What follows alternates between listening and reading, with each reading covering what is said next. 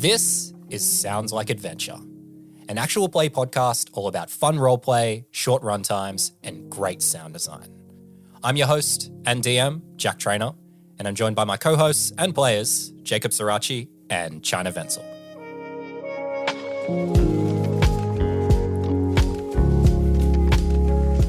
Hey there! It's another episode of Sounds Like Adventure. It's me, Jack. Hey, how you going? I'm so glad that you've joined us for the episode today. It's so great. So if you were listening last week, you heard us make this huge announcement. We're not only adding 4 new players to the show, but we're launching a brand new live streamed campaign, and it's all coming very soon. So over the next 4 weeks, we are doing 4 very special mini bonus episodes where we introduce you to each of those 4 new cast members. And today, we're kicking it off with the very first one. So you may actually recognize this voice because this next person was actually the winner of our grand prize of our very first giveaway that we did when we launched the show. We brought them on the show, they had a chat, and we just loved them. So when we were looking for new people to join the show, this person applied, and we were just so stoked to invite them on the show. And so, with all that in mind, I'd like to introduce you to your first new cast member of Sounds Like Adventure. It's Jazzy. Hey Jazzy, welcome to the show. Nice to be back. So first of all, congratulations. You're the first person we're speaking to, and you are joining Sounds Like Adventure. Super exciting, and we're so glad to have you. So congratulations. Thank you. Very cool to be here. So for anyone who missed the first time you came on the show, because for anyone who doesn't know, Jazzy was the grand prize winner of our first ever giveaway that we did right at the beginning of the show. Tell us a bit about yourself. Okay, so I'm Jazzy. I'm also known as Pimp and Punk online. I use any pronouns, but they or she, if you want to pick specifics. I am an artist based in Melbourne, and I post art sometimes on my Instagram, Pimp and Punk. Let's, I guess, get into it. That's how I first met you before we spoke in person, was just as a commenter on the page at Pip and Punk on Instagram. So is there a story behind that name? Yes, there is. So basically, I have a set of like original characters in a specific world, and this character named Cedric, he's like one of my favorites. I draw him a lot. I don't ever post him for some reason. There's an alternate universe from his canon, which is like high fantasy, and there's this alternate universe where he is a Twitch streamer, and his username is Pip and Punk. So I just stole that from him. You just created this all, though, right? To be fair, it's not, he stole it from your mind. That's true. Am I the original, or is he the original? You know, you're the original, and this is the problem. It's like I'm the original Indifference Jones, if that makes sense, which is kind of terrifying to think about.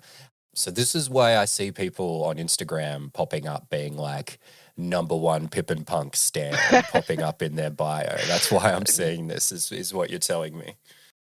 I would like to say I have a fan base, but it's just like my group of friends being like, I love the stuff that you do, and I am so grateful for it because I just get to be deranged and they just enable me. It's the best way to be. It's so fun. No, I can't relate at all. Nothing like that. I'm not similar in any way. So for anyone who did miss that first time that you appeared on the show, how did you get into tabletop games? How did it all start for you?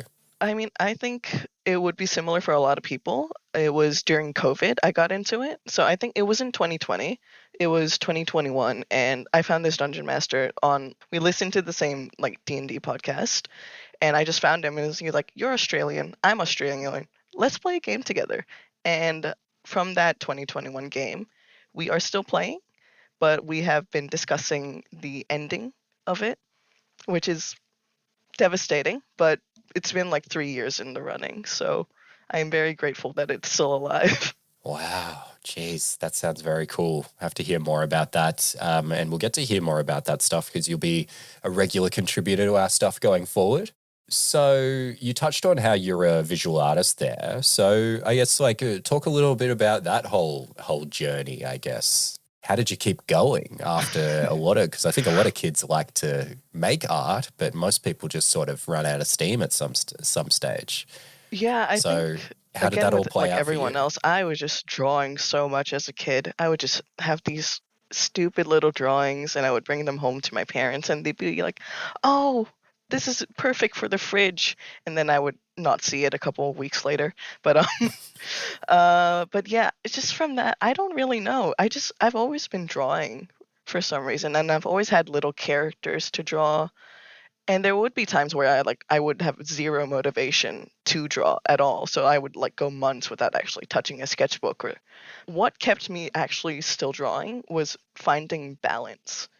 Because if there's pressure for you to draw all of the time and to keep other people happy, you just lose all of the fun. And I draw for fun. I don't draw for any like business. I draw for myself.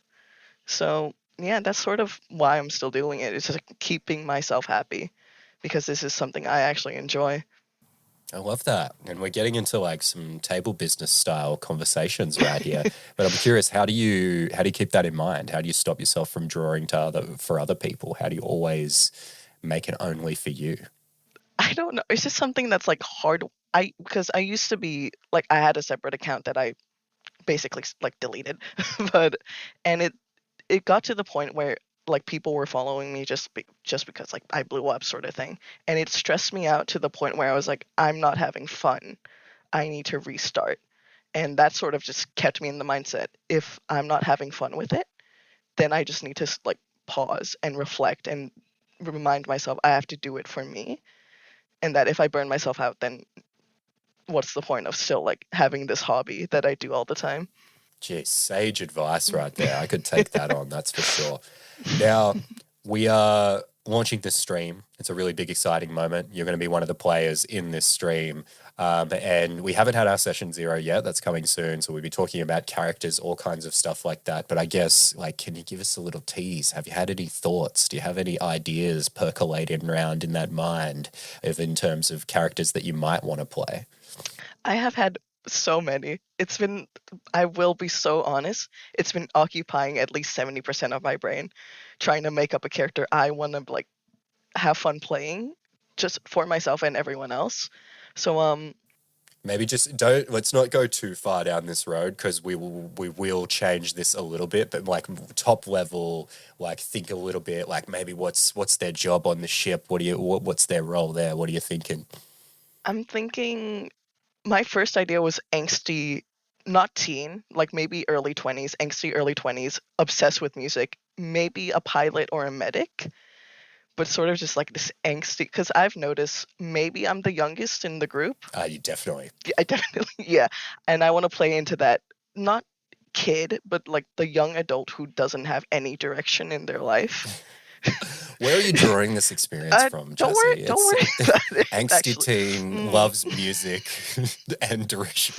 Don't worry about it. I'm not calling you directionalist, but it does feel like it was how someone in your age group would describe themselves. I am calling myself directionless. I am making art as my hobby. Like that pays that would pay in the future, but it's okay. You're in good company, Jazzy. Don't worry at all. Okay, well, I like that.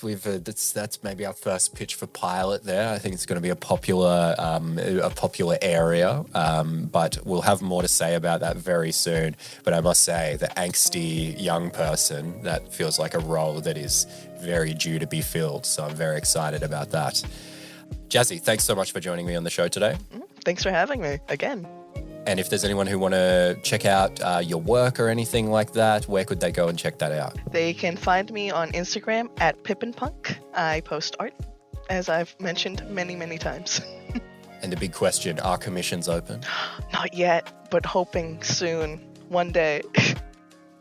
Okay, the moment they open, you'll hear about it here first, folks. So make sure you just keep listening. Thanks again, Jazzy. Thank you.